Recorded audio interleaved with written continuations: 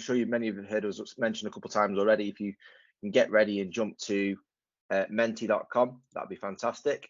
But it just takes me a moment just to welcome you. Thank you for joining us this morning for our second Innov8 virtual insight session. This morning, looking at stock control and visibility. We obviously mentioned that Chris is going to be running our session. We're expecting to be around about the 40-45 minute mark, with an opportunity to ask some questions, certainly at the end. If you do have something that springs to mind, I know what it's like when you're on a presentation, that question that was right at the tip of your tongue when you were ready to ask it, and then all of a sudden it drifts to the back of the mind. If you feel free to pop questions as we go into the chat, we'll filter those and we'll pick them up at the end. But we will have an opportunity to be, people, if they want to unmute themselves at the end and ask a direct question. But I think that everything's in process, everything's in recording. So without any further ado, Chris Housecroft, over to you. Fantastic, thanks, Mike. So yeah, today we're going to be looking at stock control and visibility with Sage 200 and some of the other solutions around Sage 200. So as Mike mentioned, I'm Chris Housecroft. I'm pre-sales manager at Innov8. So I assist our account management and new business team in helping customers, businesses find solutions within Sage 200 and other platforms, managing their business. I also look after our internal vertical products as well, such as Inware, Invan, and we're going to talk a bit about Inware a bit later on. So what we're going to look at today is how we can use Sage 200 to improve stock visibility. We're going to look at the standard Sage 200 functionality that's in there already. We're going to look at some reporting, dashboarding. We're going to look at container management. We're going to look at warehouse management, and there's so much more. And we've only got 45 minutes. So let's see how we get on. We might skip past some of the boring bits, but let's see how we get on. So if we just go on our devices to Mentee, then let's get some info about all of you guys first. So if you've gone to Mentee, it'll be asking you for a code. So enter that code that you should see on the screen now, or you can zap the QR code if you're techie like that. It'll work on any device, a computer, or maybe use it as a nice thing to get up on your phone. I'll give you a second or two to get it up, but the code does show it at the top of each of these slides. And I'm just going to move forward just because of the time. So hopefully it's asking you a question. I've not really used Mentee before. It's something that I've been exposed to recently, but it seemed quite good. It seems to be working. Here we go. That's good. We're getting some answers coming through. I'm hoping that most of the answers are yes, and we've got no no's, because you may be in the wrong place if you say no to this one. But we don't mind the no's. Don't mind the no's. Great. So it seems like we've got a good amount of yeses. Anybody else want to pitch in? Anybody want to say no? Cool. Right. If we go through to the next one then. So interesting one. So whilst you might handle stock, do you bring in stock from overseas? We've got some lucky beggars out there saying no, not having to deal with Brexit and COVID and all this stuff. But that's the 17 of us envy that one person out there that's been quite not plain sailing, I guess. Okay, so we've got one that's not got some challenges from overseas, but the rest of us have probably felt a bit of pain over the past 12, 18 months. This is not a ship stuck in the Suez Canal, I can tell you at least. So again, the people on, just to see what we're working with here. Does everyone use Sage 200? And you need to get your thinking brains on the next one, and you type in fingers out. Got a bit of an open question next.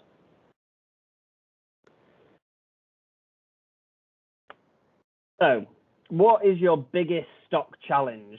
Let's see what people think is their biggest stock challenge at the minute, or just any stock challenges you get. Could be things like, I don't want to put words into your mouth, but seeing what stock you've got available in a warehouse, where stock is before it gets to you, stock shortages. What causes the biggest problem for your business in terms of stock? Lack of availability, yeah, it's a big one. Forecasting accurately. Yeah, absolutely. Inaccurate stock picking. Rotation of stock, movement between warehouses. Yeah. Oh, lovely. Spreadsheets. I'm not too anti-spreadsheet in certain circumstances, so you won't get that from me full on, but maybe some of the reporting we're going to do. Changing delivery dates and recording dates. Yes, you're going to play right into the hands of container management maybe there. And where stock is, finding things quickly, reorder quantities. There's loads and loads. It's a really good feedback actually there, and the majority of you will hopefully find some benefit then from this session. So if I just close out of this, I think my last question is for the Q&A at the end. So if we just nip back to my presentation. Okay, so some really good feedback there. You know, the majority of you are awake this morning, giving us some good feedback, and you're all in the right place this morning as well. So that's good. So let's talk about Sage 200 stock control briefly. Hopefully you know some of these things exist, but if not, then you know maybe early on we'll get some benefits from you coming on this meeting today. So what can we do with Sage 200 stock control?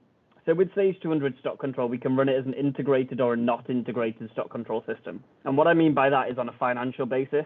So a lot of people get Sage 200, turn it on as integrated, and then have all their stock postings automatically posted to the nominal ledger. That's really good. It improves control, it improves the visibility of the finances. But you don't have to have it that way. So we have discussions with people regularly, and that they think that's sometimes a constraint of 200 because they potentially want to handle stock that's not theirs, for example, and so they don't want that posting to the financials, and they think that they have to have it that way. It's not the case. It's a setting in Sage 200, so we can turn that on or off. With it turned on, it will do all your fancy cost of sales postings, all your adjustments as you write off stock and bring stock in automatically. So anybody that's recently come from Sage 50, that's usually a big benefit. In Sage 50, that's not an option, so people have to post their own stock journals every month. Sage 200 has bin locations, a very straightforward bin location system, so you don't have to keep all your stock in a single warehouse in a single quantity. You can define bin locations, and they then come through onto picking lists, so you can see where the bin locations are. Balances and history screen, easy to see what's going on with stock. Traceability and miscellaneous items. So let's go into those a little bit. So bin locations, movement history, traceability, a bit of a busy slide. What are we showing here?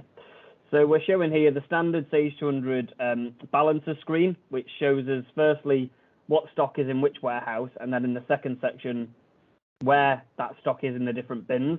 So that's standard Sage functionality. You can set those bins up and you can use those. You can put stock into those bins when you book it in. You can then pick from those bins, transfer between bins, all using standard Sage functionality within the system. We have our movement history screen here. So this shows us everything that's happened with a stock item. So again, just in stock control, just go into the view history screen, and that will show us everything that's happened with the item, if it's gone out, what order numbers it's gone out on, if it's transferred between bins. Hopefully you all know about this, but if there's somebody out there that doesn't, maybe their life's been changed this morning. And then view batch serial number details. So Sage does have traceability in it. So you can turn on traceability with batch or serial. So batch is obviously a group of items with the same batch code, and a serialized item is a unique item. So a washing machine, a fridge would be a serialized item. Sage then has the ability to do sell by dates, use by dates. It also has the ability to do additional information. So you don't just have to use those three pieces. You can record other information. So for example, we're working with a company at the minute that manufacture vehicles. And one of their additional pieces of information will actually be the vehicle VIN number. So they'll be using the serial numbers, and they've got VIN numbers and colors against their batch details. The benefit of batch is, yes, we can see what quantities we've got in, what's allocated from each batch or serial number.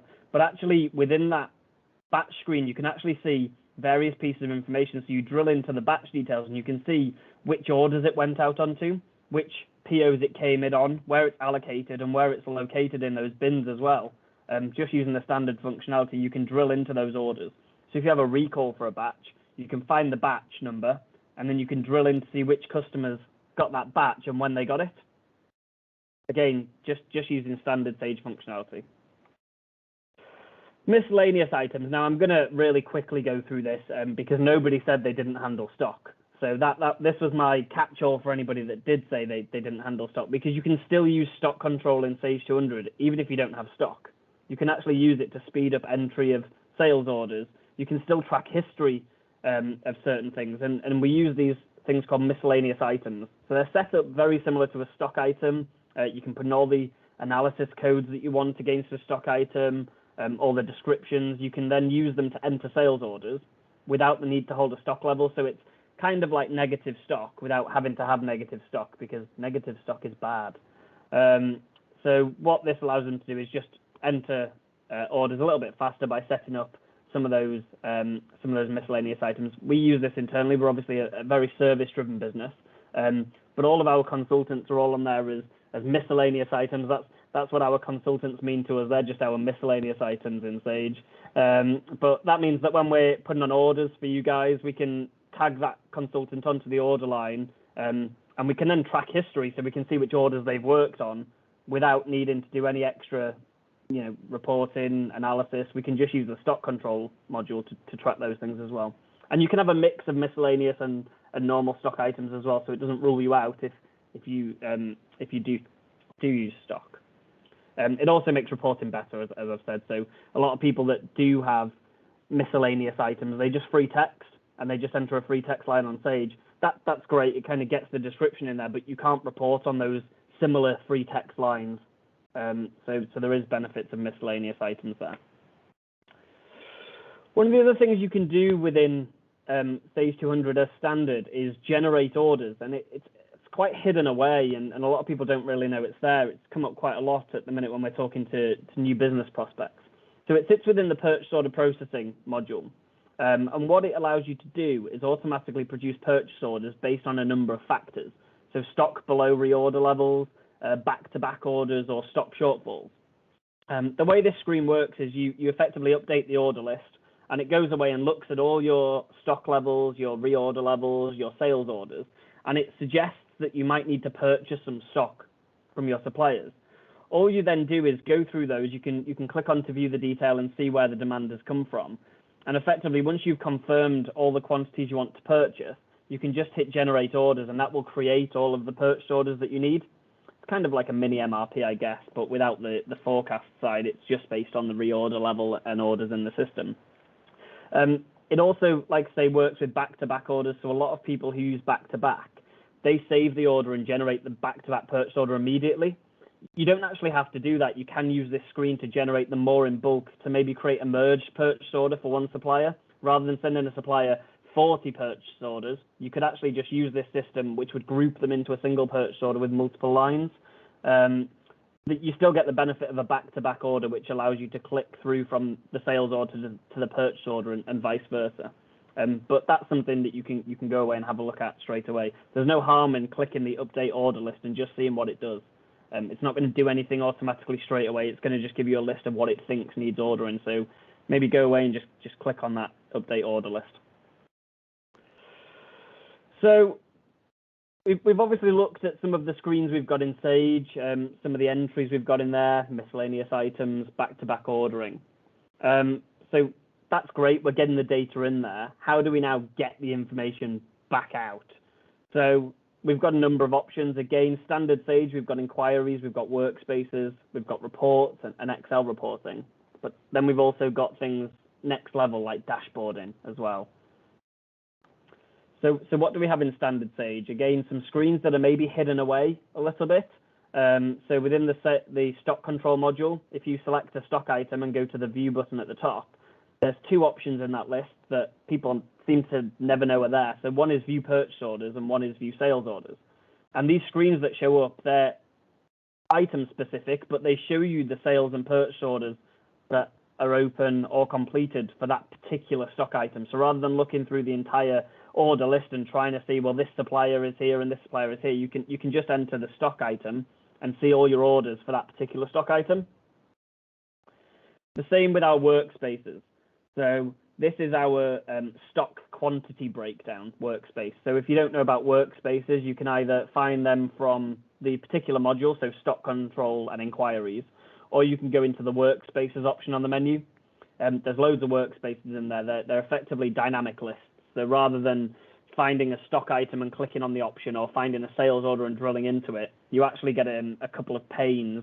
So you see in this instance, it might be a bit small on your screens, but I'll tell you what we're seeing here. So at the top section, we've got our stock control, stock items. And when we select a stock item, we then have a bottom pane which we can change the information that we're looking at. So at the minute, this is showing us, when we click on an item, it's showing us sales orders waiting for the item. So orders that are open that haven't got the stock allocated to them. But there's other lists that we can see in there, like open purchase orders lines that are late, for example. So that's all within a single workspace, and there's tens of workspaces. I don't want to say hundreds, but there's tens of workspaces in all the different modules that, again, give you that visibility without having to drill into a record and drill into the next level. Again, talking stock visibility, some of the key reports you might want to see, there's two that are particularly useful. Again, people don't know they're here unless they use them. So stock expected in and out. So this allows you to see for a particular item, stock that's on order, stock that's due to be allocated, and how much you'd have left of your stock. And also our stock sales order shortfalls. So this is going to show us our sales order lines that are on, or our item lines that are on sales orders, where we don't have enough stock to fulfill those lines. Again, just using a standard Sage report. So that's in stock control again, sales order shortfalls. The other thing you can do with Sage 200, and it's a little bit tricky to get this information, I guess, maybe it's something we need to send some emails about because Sage don't necessarily advertise it, but Sage actually produce a report every month. They're not all relevant to stock. It's just lucky that Feb 22 was actually when I went and took a look. But Sage produce reports every month, either off the back of a wish list request or just off some other requests they've had. And they make those available on our portal so that we can download them for free and give them to you guys if you need them. So the report of the month for February 2022 was actually 12 months purchase quantities by stock code. So we have a list of stock codes, and month on month for the past 12 months, it shows us the purchase quantities for that item. This one, it shows you the number of, there's other past reports. Was a PO past requested date report. So that was lines that were overdue. We know there's a Sage report for overdue purchase order lines, but what this showed you is how many days that was overdue, and then that could be used as a filter. So you can run a filtered report then to say, especially with the shipping crisis at the minute, maybe show me stock lines that are over 20 days overdue because actually maybe there's a problem there.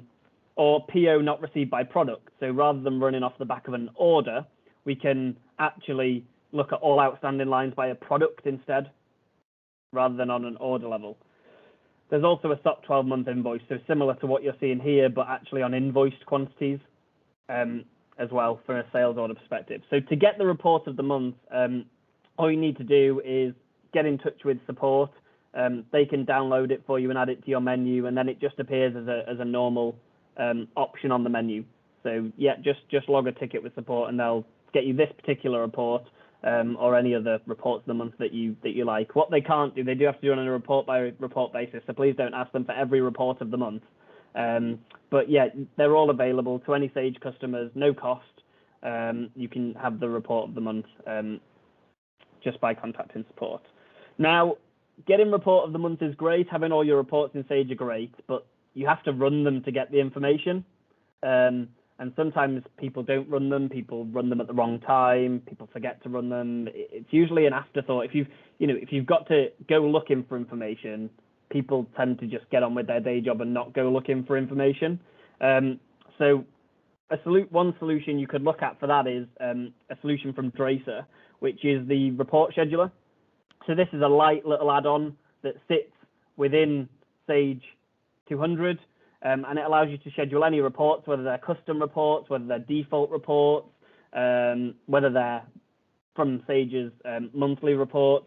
Effectively, it adds a little utility into Sage where you can schedule these reports and schedule how often you want them to be sent and any criteria around those. So you could get them sent daily, weekly, monthly to a number of people. That then just sits in the background and sends those reports out. So if you were to have, for example, the overdue by days, you could just say every day, just give me a report that of purchase order lines that are overdue by more than 20 days. What this will then do is every day it will just deliver you a report, whether that be to your Sage spooler, whether it be to an email, or it could go to a printer. So it does work with Spindle's distribution solution. So you could be really clever. We've had people use this potentially to automate statements and things like that going out. So this will raise the statement and then send it through Spindle. But even just as its basic level of being able to schedule a report to come to your email every day that gives you some information. It can be sent as a PDF or Excel as well if you send it to email, so you don't have to just get it in a flat file PDF. You can get it in Excel if you get it sent to email. If you want to see some more from it, I'm not going to demo it today, but if you want to see some more, just YouTube Spindle Report Scheduler, and our Innov8 video should come up first on there, so you can take a look at that. It's got a bit more of a feature demo. What I am going to show you is something kind of on top of that and next level, and just because it's a bit glitz and glam and looks really good, but also works really good. So I don't know if many of you have heard about Pan Intelligence. Pan Intelligence is a dashboarding solution that we work with that allows us to deliver out-of-the-box Sage reports. So as you can see, we've got some screenshots here. I'm going to jump into those in a minute. But it's a dashboard. It's web-based. It's not restricted by your Sage licenses. So you can give people access to these dashboards, even if they're not Sage users, on a look and not touch basis. So yeah, there's a standard dashboard for 200. It's a really quick out-of-the-box implementation. If the dashboard that comes out of the box does what you need, then we just get that installed, show you how to use it, and you're away, and that's it. It's all real-time info. So some of you might be saying, well, I've got Sage BI. Sage BI is a little bit older now. It's kind of reaching the end of its life. It was introduced back in 2009, initially as a chargeable module, and now it is available for free. But it's always reporting on yesterday's information, and it's a bit clunky. Whereas Pan Intelligence is real-time information straight into the data. If somebody enters an order now and I go and look in the dashboard, it's there, and you can export to Excel, PDF, and things like that. So let's just take a look. So here we've got Pan Intelligence then. So the first dashboard I'm going to show you today is the days sale of stock. So it's a bit forecasting, a little bit of a reactive approach, a little bit like our generate orders, but kind of on the next level. So what this is showing me at the minute is our current value of stock by product group and by warehouse, but then it's showing us our usage of highest value stocks as well. So it's looking at our stock, looking at our valuation, look at what we've used in the last 90 days, and it's got some calculations that Pan have done in the background around your average daily usage. And what this then does is it flags in orange or red how many days worth of stock you've got.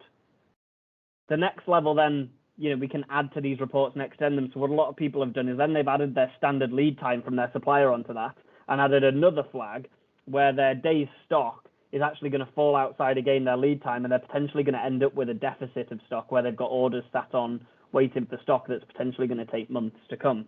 So the way this dashboarding works, it's quite triggering, if you like. You can see the report, you can see we've got some red and amber columns here that we immediately get drawn to, and we can see the detail on that. These reports are also interactive, so if we click on a report section on the stock valuation, that then filters. So if we just want to focus on our built-in range of products, in this instance, we can filter on that built-in range, and then we see the detailed information then for that built-in range. Similar reports to that, we've got our stock projection report, which again is a very similar report. It's just going to open up for me now and redraw. So this is showing us, based on our current quantity in stock, our on purchase order, our allocated, our unallocated in SOP, what our projected available stock is going to be. And again, we could set some colors on this to say go red when it's negative and things like that. We have got some filters on this page, so we could just look at a specific supplier. So if a supplier tells us that their lead time is going to increase massively, then we can maybe have a look at a specific supplier and have a look at our position of the stock items that we get from that supplier, and again, see if we need to place some orders in there for that supplier. The other thing we've got is order fulfillment, stock movement dashboards. So all these are quite graphical, but then we've got kind of monthly sales order quantities, shortfalls again. All of these are all meant to be reactive to tell you whether we've got, problems with our stock. So again, this is an interactive report. So we can see here that when we click on a line, it will change the information at the bottom. So if I, hopefully it'll let me drill in. I was already on that one. There we go, drill into the next one. So it's going to tell us the sales orders and purchase orders just for this item. So we can see, month on month where we've got those sales orders coming in and what we've got in the system at the minute. So there's an awful lot of information in here. There's stock movement graph, and effectively some of these are drillable as well. So whilst I'm showing you them at top level, because again on visibility, top level is important to be seeing that detailed information, then is where we go and do our investigations. So for example, we can see our stock movements here. This is just a good example, one where I can then drill in and I can actually see the movements underneath that. So Pan Intelligence isn't a flat reporting solution, it's very drillable. So once we get some of those charts that have got drill paths, we can actually click in and we can drill into the detail below those. So we just went there from our purchase order and sales return stock ins, and we can drill from those and see which warehouse that's at, and we can go again to see actually the cost value of each of those items on the returns as well. We could add return information in there. They're all very flexible and customizable, but this stuff I'm showing you now is just out of the box, and that's just for stock. So there's all manner of purchase order information on here, sales order information on here, even finance. There's all finance information as well. So what we all potentially came here to see, my biggest excitement at the minute, because it's something that I've been trying to get for a little while out there, and we've finally gone and done it. So our new container management module. So I've got the first release I'm going to show you in a minute. We're gonna build some stuff onto it, but it's a really good initial release out there that's going to help a lot of businesses, I think. So our container management module, it's a Sage 200 module. It is compatible with InWare. I'm going to be showing it standalone today. So if you don't have InWare, that's fine. You don't need InWare to use our container management, but it will work with it. It gives you improved stock visibility, speeds up goods receipt, and it's just a central location for notes and updates. A lot of people manage their containers in spreadsheets, and they're copying and pasting spreadsheets, or they've got them in a shared drive, whereas this, the idea behind this is going to bring all of that information into Sage 200. So you guys are the first people really to see this, so it's hot off the press.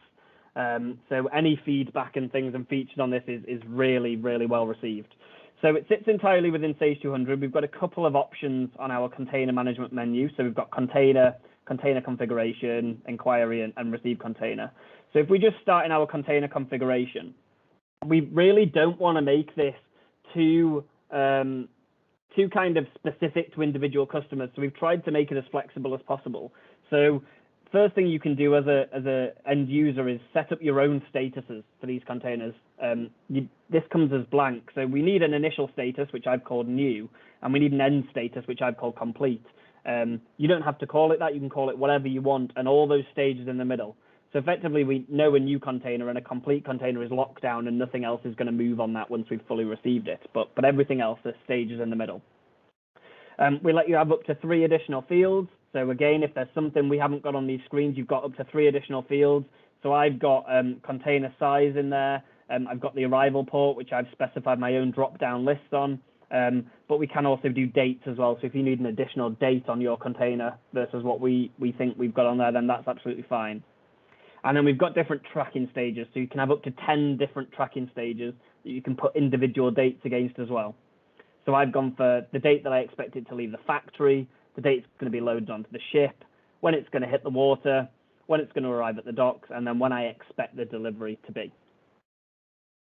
So once we've got all that set up, then we're good to go away and have a look at a container. So in true Blue Peter fashion, here is one I did earlier.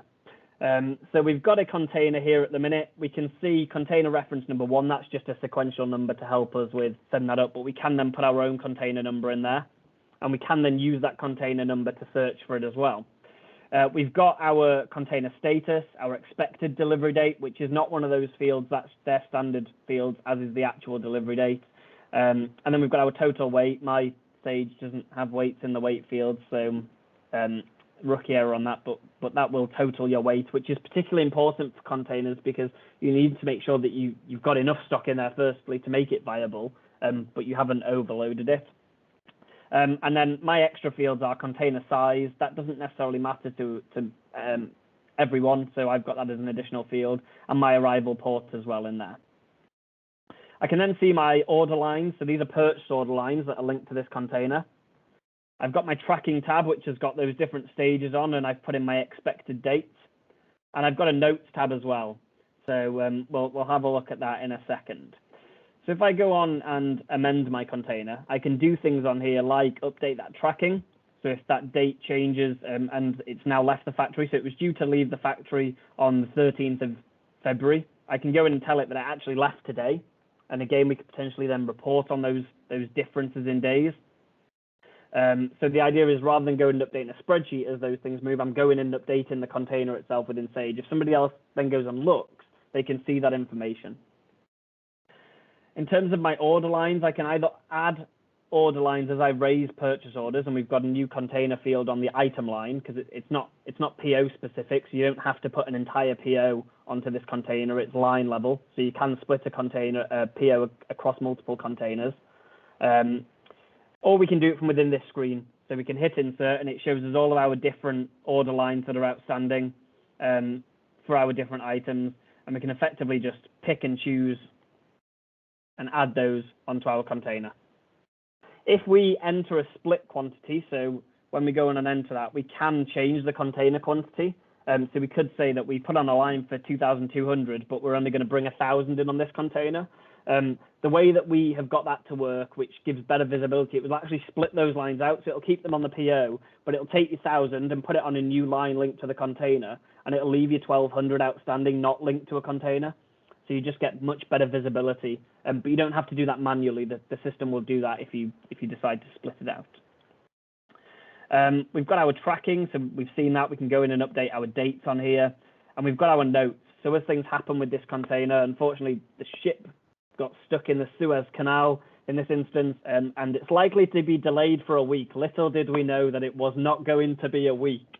So we can go in there and we can add notes onto there. So we could put ship now unstuck, back on track, and we can add our notes into there as we go. So again, somebody can go in and they can see who added the note and when the note was added to get the latest information.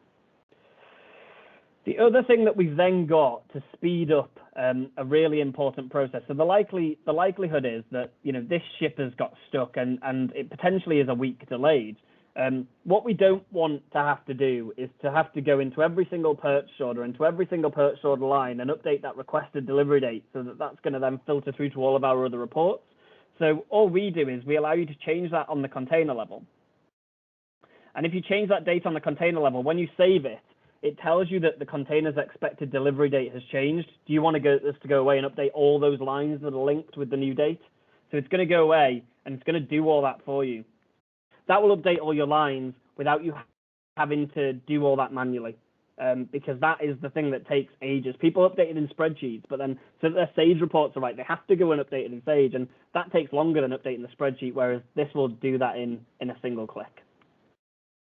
In terms of inware, the benefit then from an inware perspective, so I'm just going to go out of this. The inware perspective is that we can receive in that stock then on a container. So you don't have to put in your PO number, you can put in a container number. But to not let those people in Sage miss out, we let you do that as well in Sage. So you can actually go into the receive container screen, you can pick up your container, and you can receive all of those lines on there. So we can either allow you to update that, so if you've counted your stock and you haven't received everything you expected, what that will do is, again, it will receive the stock that you've mentioned, and then it will split out the lines for the outstanding stock so you can add it onto another container.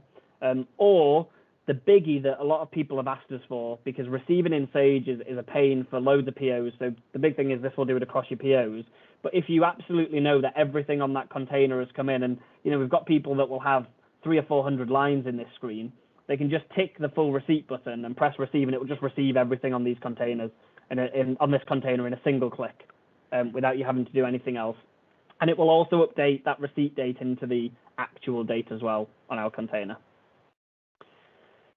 The last screen we've got on here then is just our container inquiry. So it's quite a nice grid-based screen where we can see information such as order numbers, container references. We can filter in this screen to look at individual containers, individual statuses, individual dates.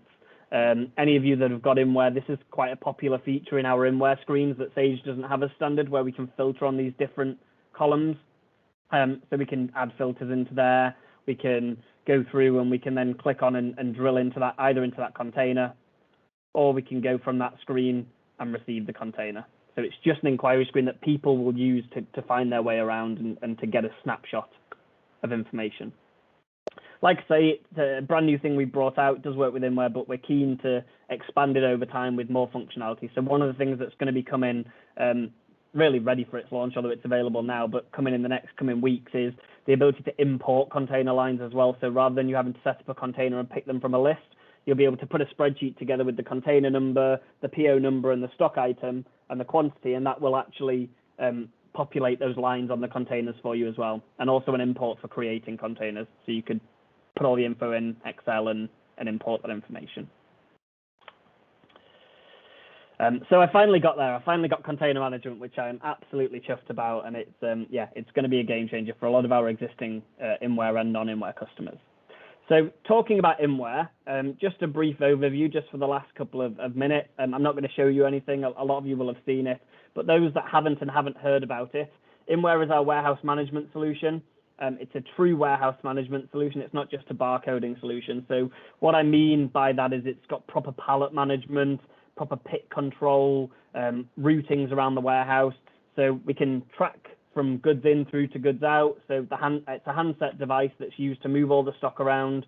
So effectively PO raised in Sage and sales order raised in Sage, and everything else then really is handheld based for booking goods in, booking goods out, receiving containers in.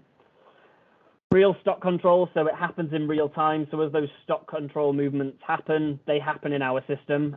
The reason I point that out is obviously in Sage, it happens when someone hits the dispatch button or when someone hits the goods received button. But usually people have been booking that stock in through the back door into our shelves before they've actually done it in Sage. Whereas as they're using a handset, we can see that information before that's recorded against the PO or the sales order. Again, it's a Sage 200 module, so the back office side sits entirely in Sage 200 and works entirely with Sage 200. We deal with pallets. That's a biggie for us. You know, we can deal with pallets all the way through the system. We have a concept of storage locations that hold pallets in. So rather than, you know, with Sage, if you transfer stock between bins, you've got to say, we're moving 100 of this item from here to here and 100 of this item from here to here. With InWare, you just scan the pallet and everything on that pallet moves with it instantly. So it's handset functionality, enhanced picking, so no picking lists anymore. If you have our warehouse management system, you use a handset, you release picks into the warehouse, and they walk around with a device which tells them where to go and what to pick. And then we've got dispatch management. So again, once things are picked, it usually takes people a while to go in and dispatch all the sales orders in Sage. With dispatch management, we can actually set up what we call a journey with all those sales order lines on. And when you hit dispatch, it just flushes out and dispatches them all and gives you all your dispatch notes without having to dispatch each order individually.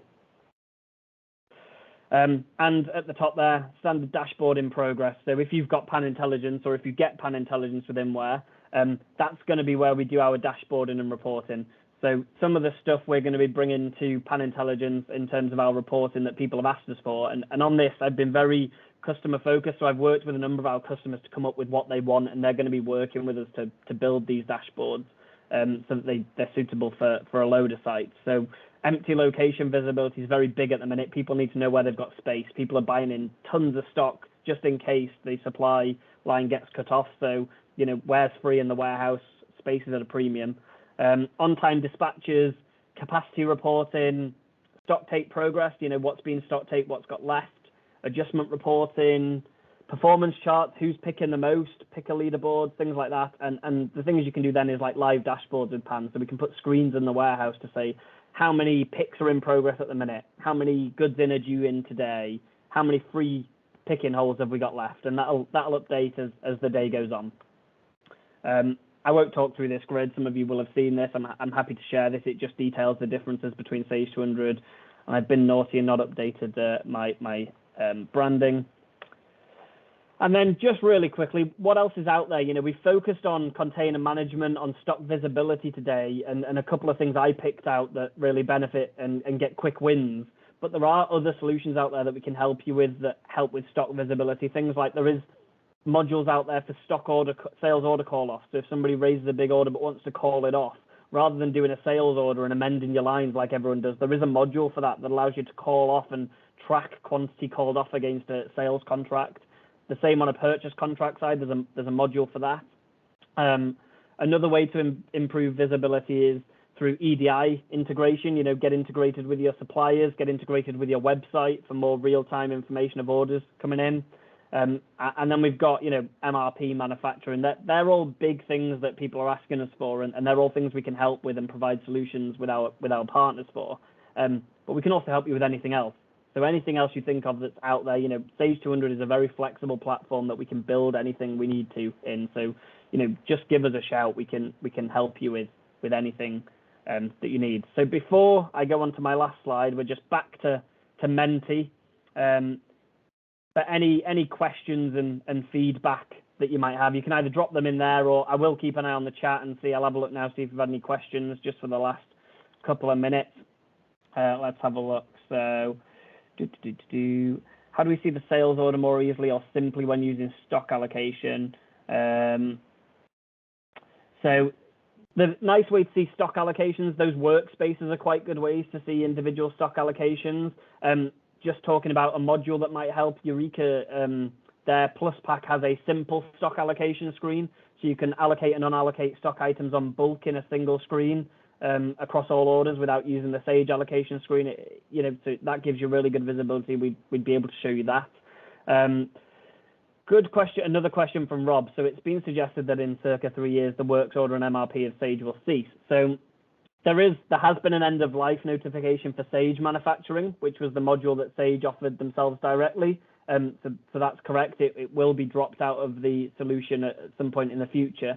But there are other solutions out there that we do work with from the likes of Sycon and potentially Sim have just released another solution as well that we're just evaluating. But again, you know, with Sycon manufacturing, for example, there's a whole load of benefits of using that solution. So, you know, you'd probably get benefit from moving off Sage's older solution onto a newer solution. How do we get report of the month? We answered that. I think I answered Rob's question there. Baseline cost for Pan Intelligence. So get in touch with your account manager and they can give you the costs for Pan Intelligence or anything like that, or get in touch with us and we can pass it on to them. Again, the cost of the container module, I don't know if we've 100% confirmed what the cost is going to be on it, so I don't want to say. But again, we'll communicate that now. I think I know what it is, but I'll probably get it wrong, so I don't want to say, because I'll get it wrong and then I'd give you it all for free if I could, so that you could all just get benefit of container management. I love it that much, but no, it's really good, and it's not priced badly at all. Do all products need to use traceability, or can this be done on specific products only? Yeah, so traceability is done, so you set it at product group level, but then you can control some of the attributes at a stock item level as well. So you need to have at least a product group for those traceable items to go into. And then you can specify things like, do they use by dates? Do they have specific attributes at product level or at product group level as well? Can the traceability options be turned on in Sage 200 for the serial number use? Yeah, it can. Again, it can't be turned on for existing items that you've used. So as standard, that is. So you'd need to potentially create new stock items. There is a feature in Sycon's enhancement pack that allows you, with our help, because it does have a big warning on it so that we check it properly and test, but there is a feature in there that allows you to convert existing stock item types between traceable and non-traceable. So that may be usable as well to create some existing items into traceable items or serial numbered items. There is a current bug in the system when viewing history on some products. Has this been fixed yet? I am not aware of the specific bug. If you have got it raised with support, what they do with bugs, so Sage have a big list of bugs that we can check through. You know, they've got everything on there that's come up since back in MMS 3.5, and they register you as a contact against it. So if that's fixed, they let us know, and then we can tell you how that can be rolled out, whether with an update or a hot fix. So just make sure that you've got a ticket open with support, or that they've registered you as a contact against any bugs that you found. Can serial numbers be received via the container module? Oh, good question. Yes, so it does work with Sage's traceability, so it'll pop up and ask for that information. But it will also work with, so in where we don't use Sage's serial number and batch traceability, if anybody's got that, we actually have our own firmware that just allows us to be a bit more flexible. So it also works with our serial number side and batch side of Inware as well. Is it possible to get a presentation of a copy of this? Yeah, of course. So Mike's got this recorded, and all my slides as well. I'll put those into a PDF that can be shared out as well. So if you want to refer back to any of my slides, then feel free to do so. And of course, any other questions you've got, get in touch with us. And that's all the questions. So on to my last slide. We've got a March event coming up, all about integration, funnily enough. So if you're thinking EDI, web integration, automations, things like that, sign up for our March event, because actually that could be an extension of this session as well. But thanks everybody for coming along this morning. I only kept you an extra 3 minutes, so I hope that's not too bad, and you got some benefit from what we've talked about today. Thanks, Chris. That was great. Just to reiterate, we will be sending out a recording of this to everyone who's joined us and registered today. But yeah, feel free to drop off, and if you've got no questions to ask.